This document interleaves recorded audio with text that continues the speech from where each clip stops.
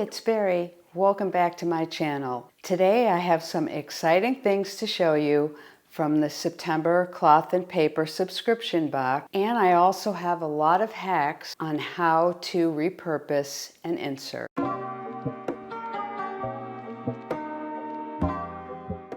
So before we dive in, I wanted to let you know that my summer giveaway has been extended until September 15th. So if you've been following along with this, it's very easy to enter, and I'll give you all the details at the end.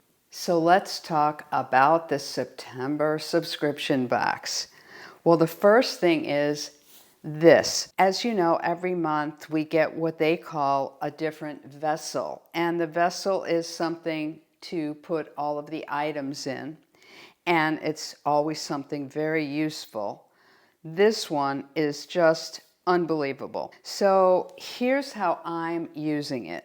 It is the perfect fit and the perfect complement to my Louis Vuitton desk agenda. I think with the squares and the damier pattern, it just goes perfectly. Now, what I love about this fit is that it doesn't close over it, so I can actually see my dividers in there, but it just totally protects the cover so that if I'm slipping it into a tote or somewhere else, it's totally protected, and it's so classy. And you've got the debossed cloth and paper on there, and you can close this up tighter also with the ribbon. It's a very, very substantial bag, and one that I am so sure that you will be glad to receive. And of course, for me, with it being in black, I could not be happier. So you've probably seen a lot of sneaks about this if you're on Instagram or in one of the Facebook groups. This is the task roller, and it's a beautiful, what looks like stainless steel finish, matching all of the other nice silver accessories that we have. And you'll notice over here that there's a cloth and paper logo. And how this works is you just load your paper on there and then tuck it in. And it works really well. So when you receive this, it comes preloaded with a task refill. This is great for to-do lists right on your desk. But you also get 3 additional rolls. One that is just a blank and it's a pale gray. You get the task one. You get this dot grid, which I have here, which I love dot grid, so for me this had to be loaded in and tested out immediately. And then the other one that you get is an hourly, so that also works really well if you're organizing your day. So in terms of pens this month, we got a set of 2 pens. They're both gel pens and they're both 0.5. The first one is a V5 high-tech point cartridge system, and this is made by Pilot. And the VTech High Point is needle nose fine point gel pen. The next one is a Schneider Skyton pen, and this is a push pen with a conical nib. I liked writing with both of these pens. The V5 was just a little bit smoother for me for writing. I also really like using this with my Kaweco ballpoint. For reference, this one is the raw aluminum, and I have a gold clip on this because I do enjoy my mixed metals. So when you're ready to pull something off, perhaps you want to use this and attach it with a clip, simply rip it off here. Rips very cleanly, and this is very usable. Next up, we have a new insert, and it's called the Kanban Task Tracker. I'm showing it to you in half letter. You have a substantial amount in the package. They are all the same, printed the same front and back. Let's talk about how to use this. So as always, in the back of your inserts, you will find a sample of things filled in to give you an idea of how to use.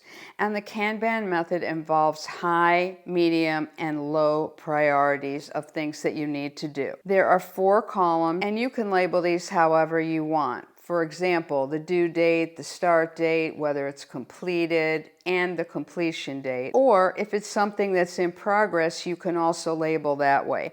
And I'm really glad that they didn't fill those labels in. So this just works perfectly for a to-do list. However, this is my finance planner, And when I looked at this insert, I just saw another way that I wanted to use it. So every once in a while, there might be an insert in a box, and when we first look at it, we don't see that we would immediately use it. Maybe it doesn't fit into our planning system, or it's not something that we completely relate to.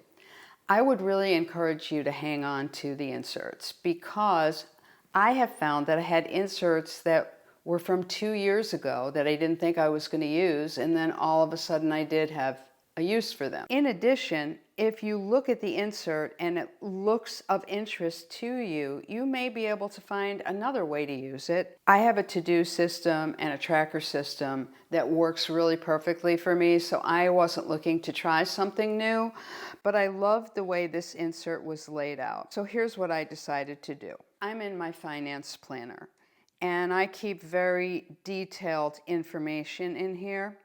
And one of the things that I had been tracking for the last couple of years was subscriptions. It was kind of getting a little disorganized, and I knew I needed to redo it in a neater way because some of the things I was not subscribed to anymore, etc. So I thought the way this was divided, it would work perfectly for me to use this insert.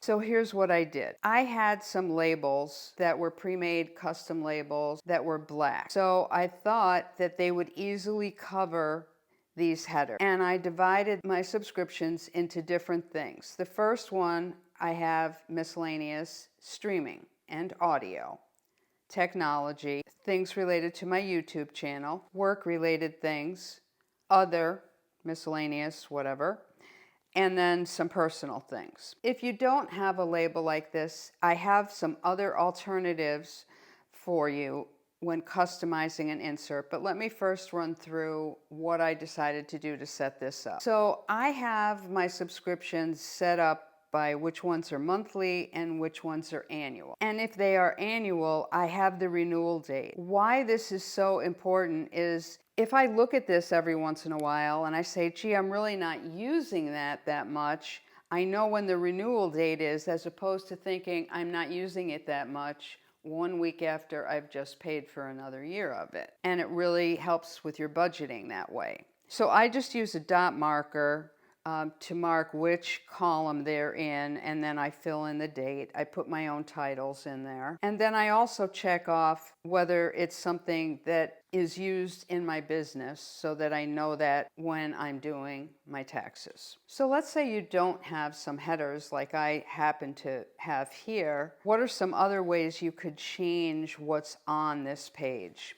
So one thing you could do is to use some time block stickers, because they would cover that area up. And you can use some of these. These happen to be my favorite ones. And you can use some solid ones. And you could even use some of the label stickers on top. Whatever labels Cloth and Paper has ever made, I certainly save all of those. And they're nice and slim. So they're actually almost the same size font or slightly smaller than what you see here. A solid time block sticker or something else here, you could then put one of these clear labels over it. Another way to cover would be using a solid color square flag. And what you can do is cut them up, and you'll have the sticky stuff on one side cover this, and you can decide how long to make it, whether you leave the whole length or whether you trim it.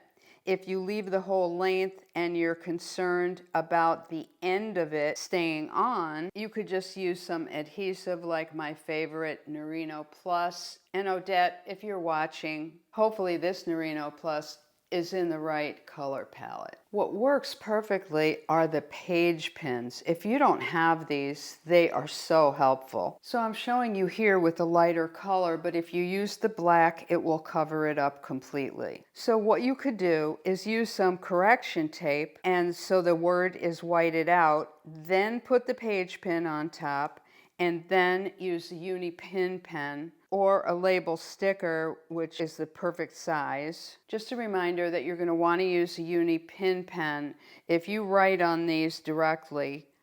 so that there's no smearing. And the arrow page flags also work perfectly and can be trimmed in half, in thirds, whatever. I'm curious how many of you repurpose inserts. And if you do repurpose inserts, I'm really curious to know which one you repurposed and what you repurposed it for. If you haven't repurposed an insert, I hope that gave you some ideas so you can think creatively about something that will work as the perfect customized insert for yourself. I'll bet that most of you are really getting anxious to receive this sub box, and if you're not already signed up, you have until September 15th to sign up. And as always, a link to my email list. Make sure if you sign up for that you confirm when you get an email back. So about the giveaway, I wanted to give you a few more chances with this video and one other upcoming before the giveaway ends. And the rules are the same on any video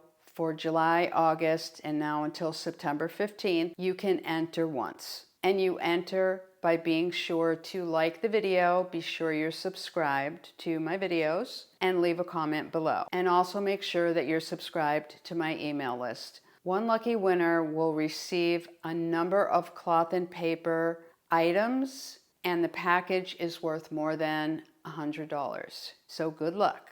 Thanks for tuning in. See you next time around.